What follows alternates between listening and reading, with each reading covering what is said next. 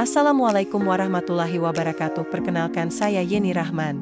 CGP Angkatan 10 dari SD Negeri Poris Pelawat 2 yang kali ini akan memaparkan 1.1.A.8, yaitu koneksi antar materi, kesimpulan, dan refleksi modul 1.1. Pemikiran Ki Hajar Dewantara. Dasar pemikiran Ki Hajar Dewantara mengenai pendidikan ada 6. Yang pertama yaitu menuntun kedua kodrat anak, ketiga pendidikan yang berpihak pada anak, keempat bukan tabula rasa, kelima budi pekerti, dan keenam guru sebagai petani. Ini adalah pemaparan mengenai kesimpulan dari pemikiran Ki Hajar Dewantara yang pertama. Menuntun maksud pendidikan itu adalah menuntun segala kekuatan kodrat yang ada pada anak-anak agar mereka dapat mencapai keselamatan dan kebahagiaan yang setinggi-tingginya baik sebagai manusia maupun anggota masyarakat dengan semboyan ing sosung tulodo ing madio mangun karsatut uri handayani. Selanjutnya yaitu pemikiran Ki Hajar Dewantara mengenai pendidikan yang kedua yaitu kodrat anak.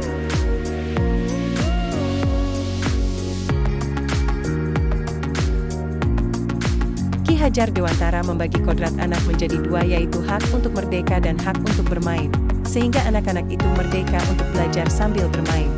Kemudian selanjutnya yaitu kerangka pemikiran Ki Hajar Dewantara yaitu pendidikan yang berpihak pada anak. Arti dari pendidikan yang berpihak pada anak yaitu pendidikan yang berpusat kepada anak, di mana pendidikan yang diberikan sesuai dengan apa yang dibutuhkan oleh anak. Budi artinya pikiran, perasaan, kehendak atau kemauan, sedangkan pekerti yaitu tenaga. Sehingga budi pekerti diartikan adalah bersatunya perpaduan harmonis antara gerak, pikiran, perasaan dan kehendak atau kemauan sehingga menimbulkan tenaga atau semangat. Selanjutnya yaitu pemikiran Ki Hajar Dewantara mengenai pendidikan yaitu petani. Dalam hal ini Ki Hajar Dewantara mengibaratkan guru bagaikan seorang petani. Misalnya petani yang menanam jagung hanya dapat menuntun tumbuhnya jagung. Ia dapat memperbaiki kondisi tanah, memelihara tanaman jagung, memberi pupuk dan air, membasmi ulat-ulat atau jamur-jamur yang mengganggu hidup tanaman jagung. Demikian halnya dengan seorang guru yang hanya bisa menuntun muridnya dengan penuh kasih sayang tanpa bisa merubah kodrat alamnya. Selanjutnya yaitu ada beberapa pertanyaan pemantik mengenai modul 1.1. Apa yang Anda percaya tentang murid dan pembelajaran di kelas sebelum Anda mempelajari modul 1.1? Sebelum saya mempelajari modul ini, saya beranggapan bahwa murid adalah seseorang yang harus mematuhi perintah guru dalam segala hal, termasuk dalam menerima pembelajaran yang diberikan oleh guru kemudian. Sementara yang saya lakukan dalam kegiatan pembelajaran di kelas sebelum saya mempelajari modul 1.1 ini masih memaksakan pembelajaran kepada murid. Murid harus menerima cara yang saya ajarkan dalam pembelajaran inilah yang disebut sebagai theater center. Selanjutnya yaitu pertanyaan pemantik yang kedua, apa yang berubah dari pemikiran atau perilaku Anda setelah mempelajari modul ini? Jawaban saya adalah yang berubah dari pemikiran saya setelah saya mempelajari modul 1.1 ini adalah bahwa setiap anak memiliki kodrat alam sehingga setiap anak itu unik dan memiliki karakteristik masing-masing yang berbeda antara yang satu dengan yang lain. Murid memiliki bakat dan minat yang berbeda. Setelah saya memahami hal ini, maka sebagai pendidik saya memberikan pembelajaran yang sesuai dengan kebutuhan, bakat dan minat anak serta memberikan tuntunan kepada murid tanpa merubah kodrat alam yang dimilikinya agar ia dapat mengembangkan kodrat alam tersebut sesuai dengan kodrat zaman.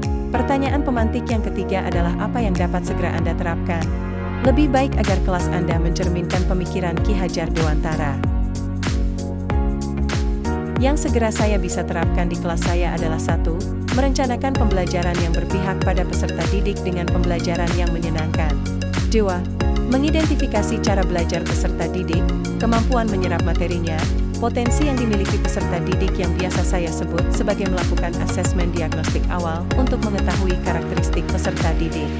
Yang ketiga, membuat kesepakatan bersama dengan peserta didik mampu menumbuhkan kesadaran bersama. Untuk belajar yang keempat memberikan teladan kepada peserta didik dengan melaksanakan pembiasaan untuk menumbuhkan budi pekerti. Berikut ini adalah beberapa dokumen contoh kegiatan pembelajaran di kelas yang saya lakukan setelah saya mempelajari modul 1.1, yaitu berusaha menggunakan berbagai media dalam pembelajaran sesuai dengan kebutuhan anak agar mereka senang dalam belajar. Dalam hal ini rangka pemikiran Hajar Dewantara yaitu menghamba kepada murid. Saya menyediakan berbagai media pembelajaran seperti proyektor yang memiliki sifat audio dan visual. Kemudian saya menerapkan pembelajaran berdiskusi. Setelah itu mereka melakukan presentasi ke depan untuk menggali potensi diri mereka. Kemudian saya menggunakan sarana dan prasarana atau pembelajaran yang kontekstual di luar kelas.